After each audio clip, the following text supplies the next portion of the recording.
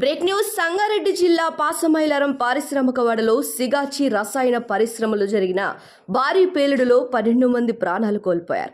30 మందికి పైగా గాయపడ్డారు. మరికొంతమంది పరిస్థితి విషమంగా ఉంది. జరిగిన భారీ పేలుడుతో స్థానికులందరూ పరుగులు తీశారు. ఒక్కసారిగా సిగాచి రసాయన పరిశ్రమ కమ్ముకుని తీవ్రమైన పేలుడుతో కార్మికులకు విషాదం మిగిలింది. పనిచేసే కార్మికులు ఎందరో లోపల ఉండిపోయారు. కొంతమంది ప్రాణాలు వదిలారు. మరికొంతమంది ఆసుపత్రికి తరలించి అత్యవసర చికిత్సలు చేస్తున్నారు. ప్రస్తుతానికి 12 మంది మృత్యువాత పడ్డారు. 30 మంది తీవ్ర గాయాలతో విషయ పరిస్థితిలో ఉన్నారు. వారికి సంబంధించిన కుటుంబ సభ్యులు ఫ్యాక్టరీ వద్దకు చేరుకుని విలపిస్తున్నారు. పనికి వెళ్లిన వారు మృతదేహాలై తిరిగి రావడం కుటుంబ సభ్యులకి తీవ్ర విషాదాన్ని మిగిల్చింది. ప్రభుత్వ రక్షణ సిబ్బంది అక్కడ రక్షణ కార్యక్రమాలు శరవేగంగా ఏర్పాటు చేస్తున్నారు.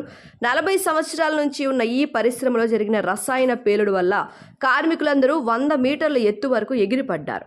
దీని ప్రభావం వల్ల దగ్గరలో ఉన్న 3 అంతస్తుల భవనం కుప్పకూలిపోయింది. దట్టమైన పొగలతో సిగాచి ప్రాంతమంతా కొమ్ముకుపోయింది. సమాచారం అందుకున్న అగ్నిమాపక సిబ్బంది 14 యంత్రాలతో అతి కష్టం మీద మంటలు ఆర్పడానికి ప్రయత్నిస్తున్నారు. ముఖ్యంగా ఫ్యాక్టరీలో ఉత్పత్తి విభాగం అంతా నేల కూలిపోయింది.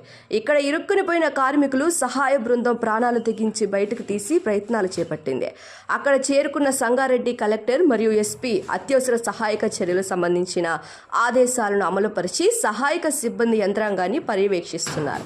ఫ్యాక్టరీ చుట్టూ దట్టమైన విషవాయువులను సంబంధించిన పొగలు అలుముకోవడంతో చుట్టుపక్కల స్థానికులను ఇతర ప్రాంతాలను బదిలీ చేశారు. జరిగిన ప్రమాదాలకు గల కారణాలు విచారణ జరుగుతుందని అగ్నిమాపక డీజీ నాగిరెడ్డి సూచించారు.